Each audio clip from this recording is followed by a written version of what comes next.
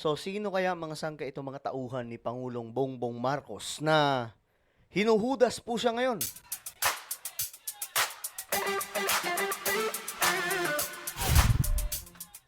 Alright guys, ang dami pong mga impormasyon na lumalabas mga sangka tungkol po dito. At pag-usapan po natin. Anyway, bago tayo magtuloy-tuloy sa mga hindi pa po dyan nakakapag-subscribe sa ating YouTube channel, makikita nyo po yung subscribe button sa baba ng video na to. I-click nyo lamang po yung subscribe, i-click ang bell, at i-click nyo po yung all. Sa mga nanonood naman po sa Facebook, i-follow nyo po yung ating Facebook page. Okay, ito nga po ang nangyayari mga sangkay. No? Masyado po mainit-init itong balita ngayon. Kasi sinagot nga po ito ng Malacanang. Kasi ito po yung pasabog ni Senator Lacson. Ibinunyag daw po ni Panfilo Lacson na may hindi bababa sa 5 cabinet secretary at ilang undersecretary ang may allocables at non-allocables sa 2025 national budget na umaabot sa umano sa bilyong piso. Laki nun, mga sangkay. So, ang tanong dyan, sino yung mga yan? 'Di ba? Naalala ko si Bunuan mga sangkay ngayon nagtatago na matapos mabisto mga sangkay, 'di ba? Siya po yung secretary ni PBBM sa DPWH. Pero ngayon mga sangkay nasaan na? 'Di ba? Ngayon mga sangkay tingnan po natin itong balita kasi medyo matindi tong pasabog. May hindi bababa sa 5 gabinete, miyembro ng gabinete ni PBBM na mukhang naghahakot daw po ng kaperahan. Ito mga sangkay, bilyong-bilyong piso daw.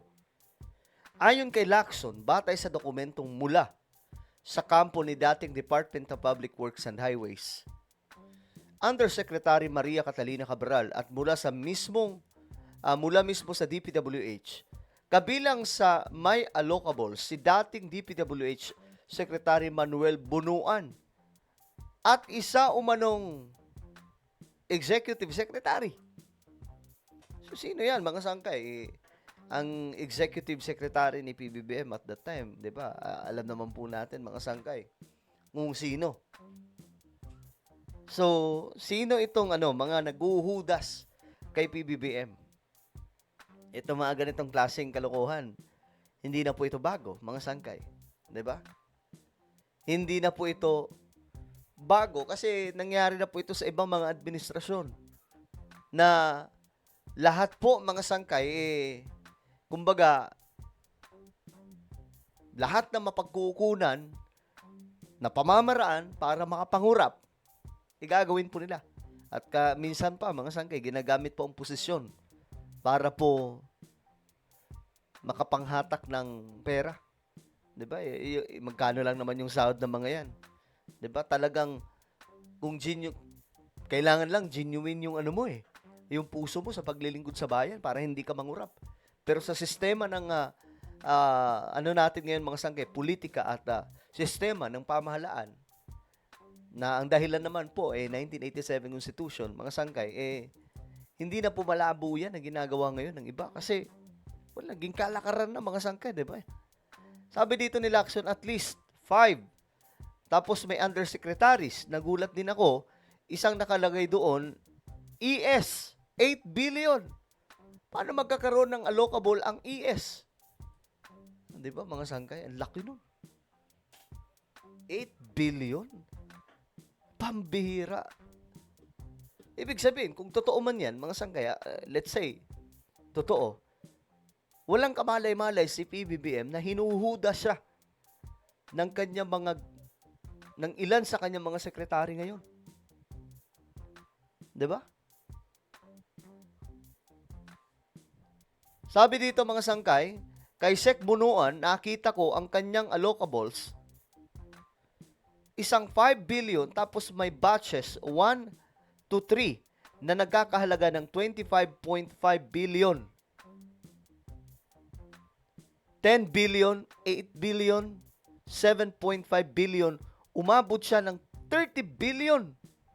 30.5 billion. Anong karapatan niya magkaroon ng allocables? Tapos mayroon ding cabinet secretary sa mayroon ding tig 2 billion. Bakit? Nako, yari ito mga sangkay. Kakabukingan na. Alam nyo, dahil dito sa mga information na lumalabas, lalo pong mababadtrip to si BBM. Baka ang mangyari dyan, magwalis na naman si BBM ng mga miyembro ng gabinete, mga sangkay. Ayon kay Lacson, may bilyon-bilyong allocables din para sa House Speaker, House leadership at ilang party list groups. Gayun din, isa pang miyembro ng gabinete bukod kay Bunuan ang nakinabang sa kickback batay sa pahayag ni dating DPWH Undersecretary Roberto Bernardo na naghatid umano ng pera sa opisyal. Sinabi rin ng senador na posibleng imbitahan ang mga opisyal sa investigasyon sa Senate Blue Ribbon Committee kapag na-authenticate na ang mga dokumento, kabilang ang mga special allotment release orders na may petsang December 27, 2024. Lumalalim ito mga impormasyon na lumalabas, mga sangkay. Lalo pong magagalit dito si BBM kapag napatunayan itong mga sangkay na may iba palang maliban kay Bunuan, kasi siyempre si Bunuan nabisto, di ba? Ano na hayagan na Magugulat siya kasi may iba pa pala ditong miyembro ng gabinete na mga sangkay. Ng kaperahan. Ipinapakita niya ng mga dokumentong mula sa kampo ni Cabral na may kinalaman ang mga SARO sa pagpapalabas ng 50 billion unprogrammed appropriations kung saan 30 billion ang para sa flood control projects. At marami sa mga ito ang napatunayang ghost projects. My goodness, nakakapangilabot itong mga natin ngayon, mga sangkay. Alam niyo, ang ganda pala ng Pilipinas talaga kung wala mga ghost projects at wala pong mga substandard na mga proyekto. Bago pumanaw, inihayag din umano ni Cabral na handa siyang tumistigo hinggil sa mga SARO. Ngunit, ayon kay Lacson, maaaring ipa-authenticate ang mga dokumento kay Budget Officer in Charge Rolando Toledo sa DPWH mismo, mga sangkay. Kailangan muna tingnan yun. Para siyempre, yung mga documents, alam po natin na tunay, hindi po kalokohan lamang, mga sangkay. So,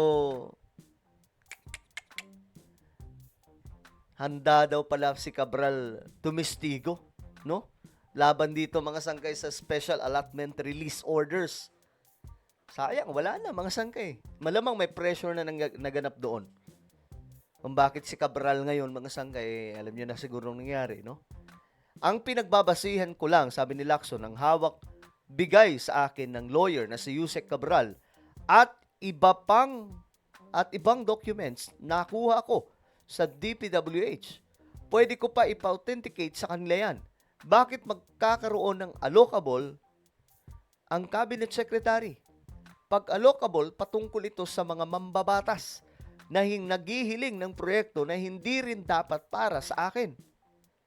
Ang NEP is exclusive domain ng executive branch. Ngayon, ito po yung sagot, mga sangkay, ng Malacanang. Sino kaya itong mga hudas na to, no? Diin ng Malacanang ang naging pahayag ni Pangulo Ferdinand Marcos Jr. na mananagot ang sino man, kamag-anak, kaibigan o kaalyado man. Nako, ayan na nga po, mga sangkay. Kung masasangkot sa anomalya sa flood control projects. Ayon kay Palace Press Officer Undersecretary Claire Castro, hindi katanggap-tanggap ang pahiwatig na ang palasyo ay nagtatakip o nagsasagawa ng cover-up para sa sino man.